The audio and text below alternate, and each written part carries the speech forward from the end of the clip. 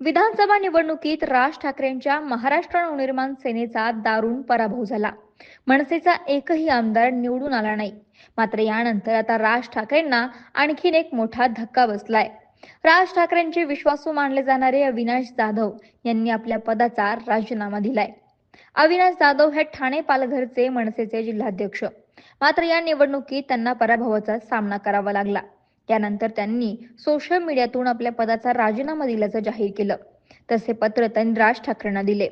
माफी असावी साहेब, असं जाधव यांनी आपल्या सोशल मीडियावरती पोस्ट करताना म्हटलं.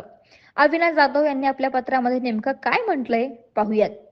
विधानसभा निवडणुकीत ठाणे आणि पालघर येथे पराभवाची जबाबदारी घेऊन मी माझ्या जिल्हाध्यक्ष पदाचा राजीनामा देत आहे. काम करताना माझ्याकडून कळत नकळत काही चूक झाली असल्यास आपण मला माफ करावे, अशा आशयाचं पत्र लिहत अविनाश जाधव यांनी राजीनामा दिला. दरम्यान अविनाश जाधव हे ठाणे शहर